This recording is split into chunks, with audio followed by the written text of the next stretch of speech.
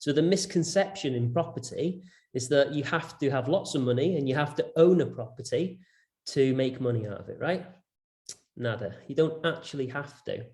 So you can control other people's properties, take control of them and cash flow from them by using strategies like rent to rent on those properties. And they're relatively low entry points from a cash perspective. And then you can go on to doing sort of managing people's properties too. I would always say if you're going to starting out, people who are fresh to this, they will normally start with a rent-to-rent strategy, cash flow from them, build up a pot of money, and then go out and purchase properties to own too. The benefits, the pros and cons between the three. The own strategy, obviously you're going to, once you've built it out and got it up and running, you're going to make the most margin on that if you pick the right areas. And you own it and you're going to get capital appreciation over a period of time, right? With rent-to-rent, you don't own the property, so you're not going to get the capital appreciation. But it is a very low entry point, and you can have these properties up and running very, very quickly. And then we have the managed. Now, the managed serviced accommodation for operators that have got good systems behind them. They've built up a business, they've done rent-to-rents, they've done their own properties already, and they start managing other people's properties for them and taking that level. Now, the great thing about those two last strategies is that you can have control of other people's properties and cash flow from them.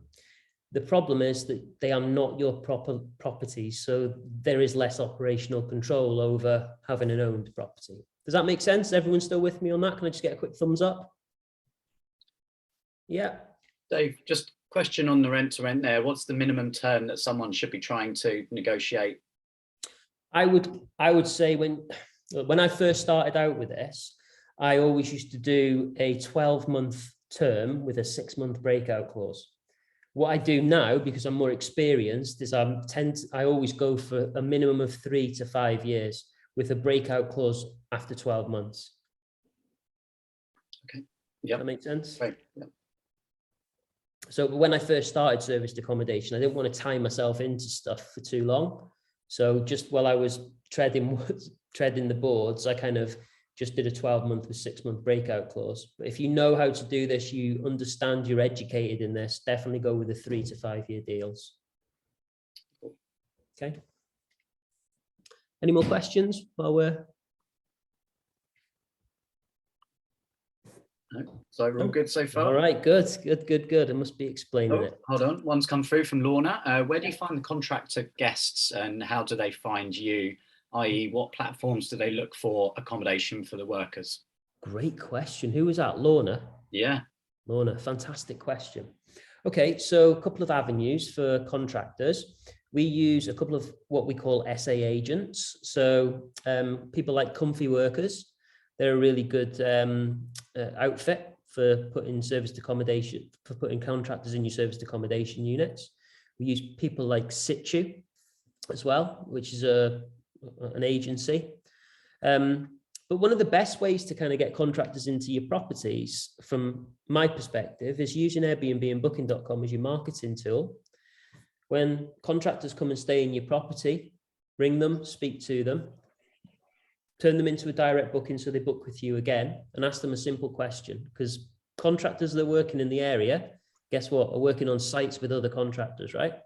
So speak to them, ask them the question. Is there anybody else that you're working with in the area? Start doing that now. Sorry? That's right. Just someone came on. Oh, hot mic. Sorry, I thought someone was asking a question. So you're just asking them a question, asking them if they know anybody else in the area. I mean, the amount of business we've got just by asking that very simple question, is there anybody else that you're working with on site that would like to stay in a property like this? It's massive. I've done £30,000 worth of business just by asking that one question. There you go. Is that okay? Any more questions before we move on?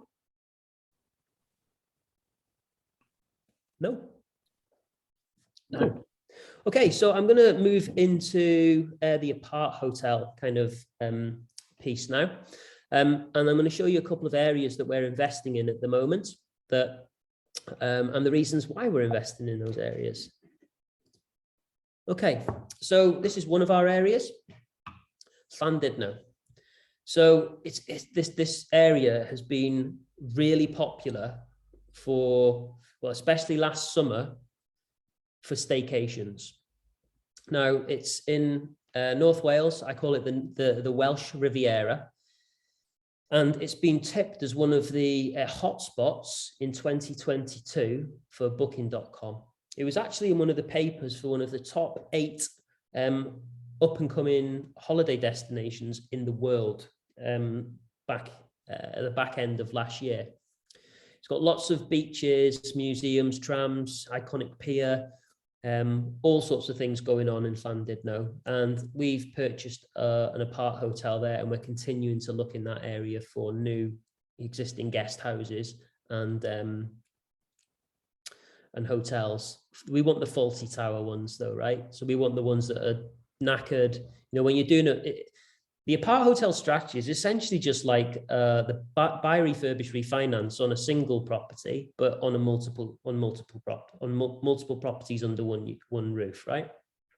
So we're looking for those types of properties where we can take them off the existing landlord or vendor, and then turn them into a lovely apart hotel, add the value, and then operate them. And again, I'll come to some of that in a little while.